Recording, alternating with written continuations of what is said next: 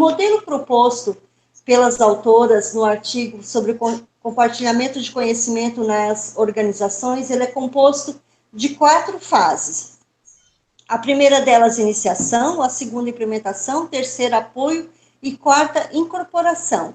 A fase inicial tem como objetivo identificar e suprir as carências dos empregados por conhecimento. O que busca essa fase? Descobrir as demandas e as fontes de conhecimento. Encontrar conhecimentos disponíveis já existentes que não estão sendo usados, ocultos e restritos a indivíduos e áreas. O que pode acontecer nessa área? A busca deliberada de conhecimento para atender a demanda, localizados esses conhecimentos, perceber a oportunidade de transferir aos outros conhecimentos úteis já dominados, manter contextos propícios à busca e à criação de conhecimento.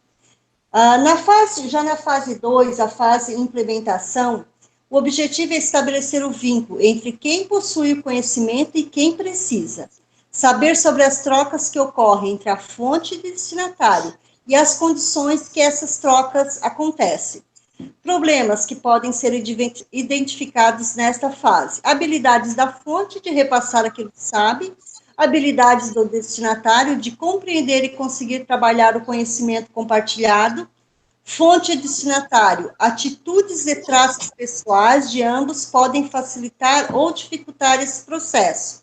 Aspectos do contexto organizacional, como disponibilidade de tempo e condições estruturais adequadas para o compartilhamento, encontros, conversas entre as pessoas, locais e equipamentos adequados para o repasse de conhecimento que exigem demonstrações. Isso, então, são alguns dos problemas que podem ser visualizados aí na fase da implementação do processo de compartilhamento de conhecimento. Então, essa fase de implementação, ela é auxiliada também com o uso da redundância, no sentido de que, quanto maior for o desconhecimento do receptor em relação ao conhecimento que deverá assimilar, seu uso confere ao emissor maior segurança quanto à efetividade do repasse de conhecimento que realiza. A fonte do conhecimento deverá transmitir parcelas limitadas de informação e repetir várias vezes se necessário, em vez de transmitir maior quantidade de informações de uma só vez. Pedir que o destinatário as empregue até verificar se ocorreu a assimilação desejada. Reduz o volume de informação repassado em certo período de tempo, mas aumenta a probabilidade de o destinatário assimilar a parcela de conhecimento compartilhado. Essa fase também da implementação, a troca de conhecimentos estabelecida entre a fonte e o destinatário poderá ser sincrônica ou diacrônica. Sincrônica no sentido da expectativa que o conhecimento-alvo da fonte seja assimilado pelo destinatário, na forma como lhe é passado, e ambos passam a deter o mesmo conhecimento, ainda que em graus diferentes de experiência em sua aplicação. Na diacrônica, prevê que o esforço combinado e cooperativo de comunicação entre fonte e destinatário resulta conhecimento diferente e possivelmente maior e mais significativo do que no início do processo.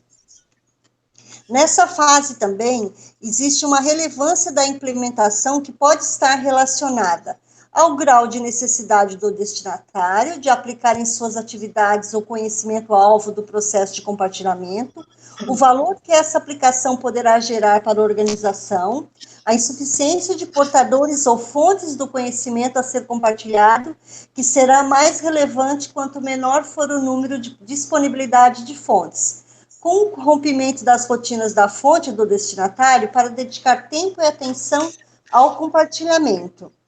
Nessa fase também existem algumas dificuldades que poderão estar relacionadas a dificuldades de comunicação, linguagem entre emissor e receptor, resistência da fonte para repassar seu conhecimento, resistência do destinatário em adquirir o conhecimento, medo de não assimilar a nova aprendizagem, falta de interesse e comprometimento com as demandas da organização, de ambas as partes, emissor e receptor, existência na organização de gerentes com estilos de gestão resistentes à cooperação interna e ao compartilhamento de conhecimento, necessidade de mudanças e hábitos e práticas pessoais de pensamento, trabalho, do destinatário ou pares, internalizadas de forma profunda e de difícil mudança.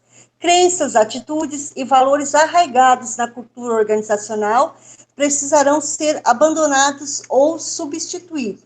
Nessa fase também, ao final, foram definidas algumas possíveis soluções, que exigem o empenho, principalmente para aperfeiçoar os processos de comunicação interpessoal, intergrupal e organizacional, reduzir a insegurança que as pessoas possam ter em relação à organização, criar clima propício ao envolvimento voluntário, à cooperação e ao estabelecimento da confiança entre as pessoas, estimular a aquisição de novas competências, a prática da reflexão, a mudança de modelos mentais e a aprendizagem contínua, buscar a adoção de estilos gerenciais, facilitadores do trabalho cooperativo e do comprometimento das pessoas que o fazem, adotar políticas que incentivam e valorizam o compartilhamento de conhecimento. Então, esses são algumas das possíveis soluções, né, que podem ser utilizadas aí nesse processo de implementação. E agora, então, a minha colega Liliane vai dar continuidade à apresentação das fases do processo de compartilhamento de conhecimento a partir da fase de apoio. Bom, o apoio. Nesta fase, ela oferece suporte ao processo. Ela esclarece, reforça os conhecimentos e se preocupa com os problemas surgidos nas primeiras tentativas. Nesse momento, se detecta problemas e levanta-se soluções. Esse processo, na fase do apoio, ele é muito forte, com cuidado que o conhecimento não seja levado adiante de forma ineficiente e inadequada. E com essa preocupação, essa fase procura evitar alguns tipos de problemas, como reações do ambiente quanto à prática do conhecimento e suas consequências, como, por exemplo, compartilhar um novo método de trabalho que poderá mudar funções, cargos, e isso pode gerar um pouco de resistência aos atingidos. A falta de linguagem, que é comum entre usuários e os aplicadores do conhecimento, e mais na frente vamos ver como fonte do conhecimento e destinatário. Treinamento insuficiente, dificuldade de assimilação, retomada de conhecimentos anteriores, isso geralmente ocorre quando há uma sobrecarga de trabalho, falta de acesso à fonte do conhecimento, desempenho insuficiente fora do esperado, falta de condições físicas e materiais para a prática do conhecimento, movimentações impeditivas. Um exemplo é o desligamento de pessoas envolvidas no compartilhamento de conhecimento, que pode até haver uma perda do conhecimento. Mudanças tempestivas, que forçam o redirecionamento da organização. Isso afeta a forma como as pessoas realizam o trabalho. Os problemas surgidos nesta fase devem ser enfrentados o mais rápido possível, para não comprometer todo o processo. Quanto mais tempo, mais difícil de serem removidas. As práticas incorretas serão muito mais difíceis de serem tratadas após a sua disseminação. Vamos à incorporação.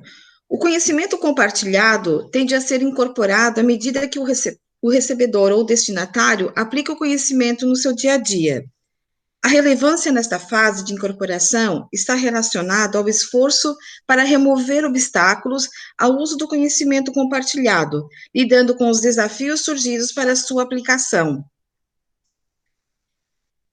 Esta fase poderá ser conturbada por algumas variáveis externas e internas. Expectativas inadequadas dos receptores. Um exemplo, a expectativa de um diferencial de salário devido a uma alteração de função. Exigências de aplicação do conhecimento, quando não fica bem claro, bem esclarecida a alteração. Evidências de consequências disfuncionais ou indesejáveis, como a redução do quadro funcional, o desligamento de pessoal. E mudanças súbitas nas atividades realizadas.